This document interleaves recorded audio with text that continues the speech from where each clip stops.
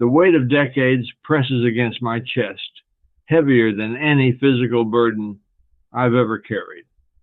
Silence has been my longest companion, a cruel mistress that stripped away years like autumn leaves falling from an ancient tree. I'm 83 years old, and only now do I understand the devastating poetry of existence. My life was not a journey. It was a carefully constructed facade, a beautiful lie I told myself every morning while brushing my teeth, while wearing pressed shirts, while maintaining perfect appearances. I built walls so high and so thick that even I couldn't hear my own heart beating beneath them. Success was my mask. Loneliness was my true inheritance. The world moves faster now, but my memories move slower. Each remembrance is like a stone I carry, some smooth from years of reflection, others sharp and cutting, reminding me of opportunities lost, of love abandoned, of courage I never summoned. I watched life happen around me, always an observer, never a participant. My generation taught us survival meant suppressing emotion. We were soldiers of a different kind of war, a war against vulnerability, against authentic connection. We fought with silence, with distance, with an unspoken agreement that showing weakness was a failure worse than death. But now, at the end of my path, I realize our greatest weakness was believing that strength meant never breaking. I had dreams once, soft, delicate dreams that I folded carefully and tucked away in drawers of practicality and responsibility. A musician's passion, a traveler's wanderlust, a lover's tender heart, all sacrificed at the altar of societal expectations of providing, of being reasonable. Reasonable.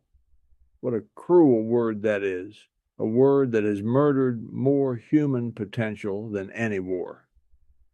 My children know me, but they do not know me. They know the version I allowed them to see. Successful, controlled, always composed. They never saw the man who wanted to dance in the rain, who wanted to write poetry, who wanted to tell them how terrified he was of disappointing them, of not being enough. Vulnerability was a language I never learned to speak. Relationships came and went like passing trains, never fully stopping, never truly connecting. I was a station master, watching life move through me, never boarding, never truly experiencing the journey. My wife, God, how I loved her. She deserved more than the carefully measured love I offered. She deserved a hurricane, and I gave her a gentle breeze. Time is not linear. Now it's a ruthless sculptor, chiseling away at our illusions, revealing the raw, unvarnished truth of who we really are. And who am I? A man who spent decades running from himself, from genuine connection, from the terrifying beauty of authentic existence. The silence of regret is deafening. It echoes in empty rooms, in missed conversations, in unexpressed emotions. It whispers of the life I could have lived, of the love I could have shared, of the vulnerability I could have embraced. If you're listening, if these words find a heart still beating with unexpressed dreams, know this. Your silence is killing you faster than any disease. Break it, shatter it. Scream if you must. But do not let your life become a museum of unlived moments. I am offering you more than words. I am offering a lifeline from the other side of existence. A bridge between the life you're living and the life you're meant to live. Stay. Listen.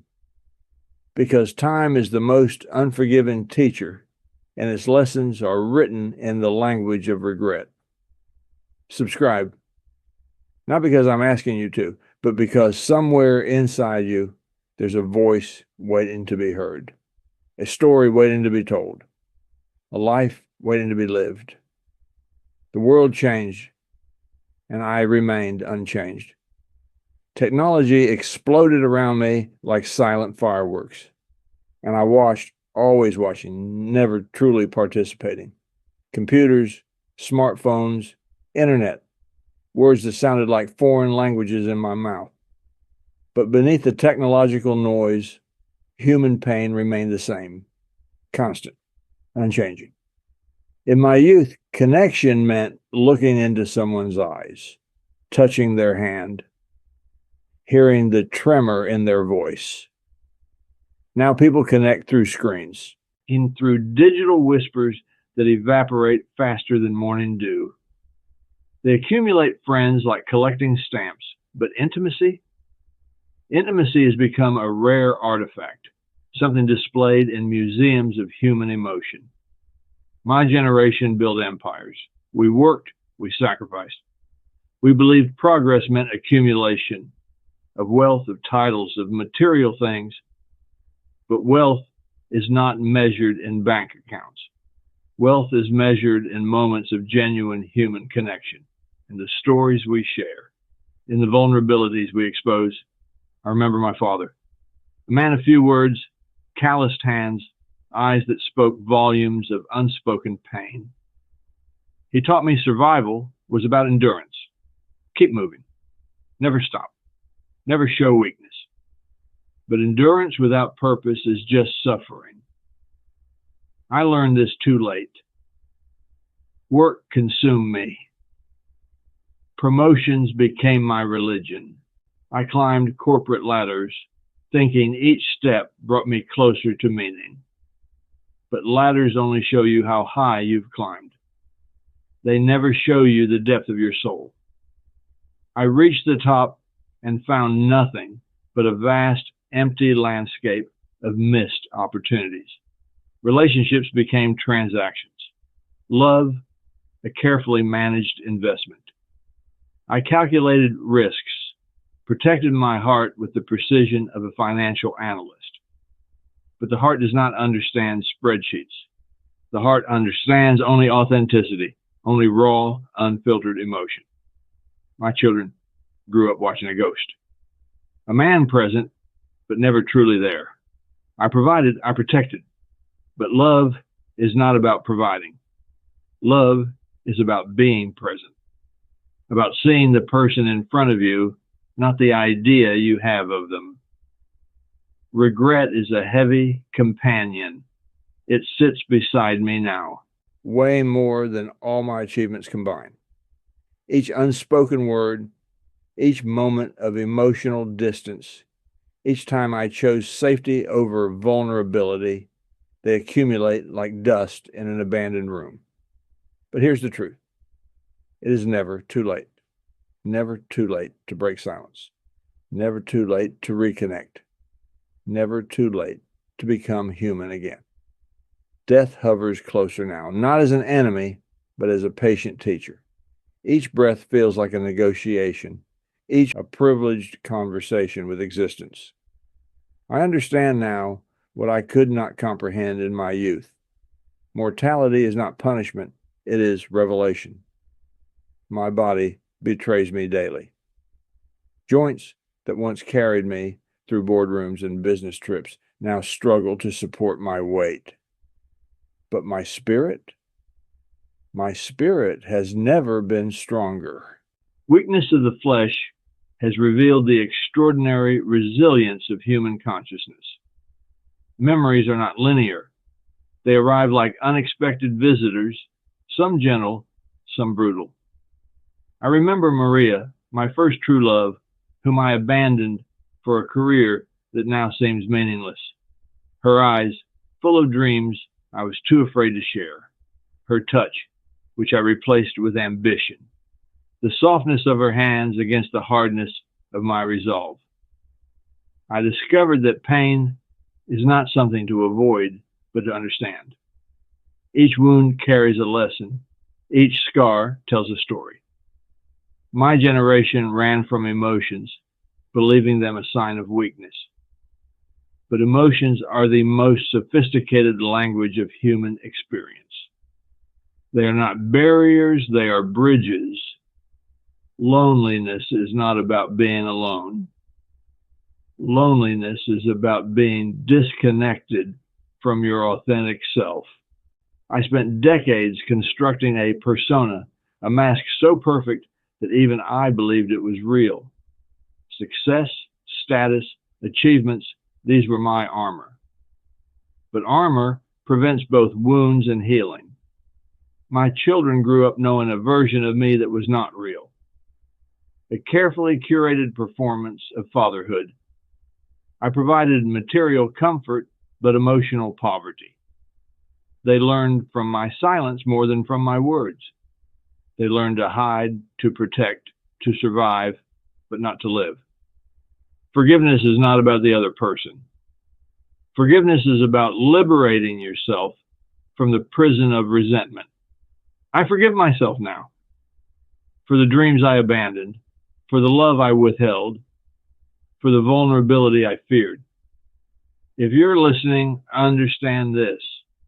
Life is not a destination.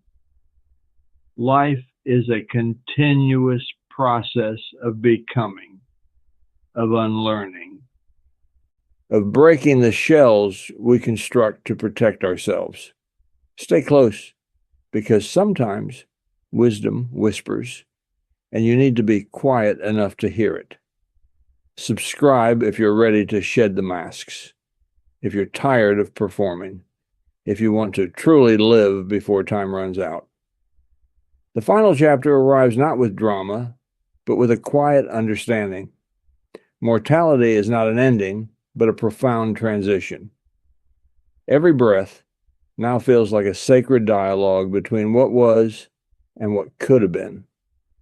I am a repository of memories, a living archive of human experience, carrying within me the weight of decades of silent observations.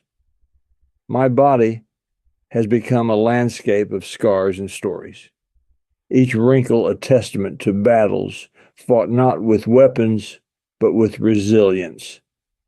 Each trembling hand a map of journeys taken and opportunities missed.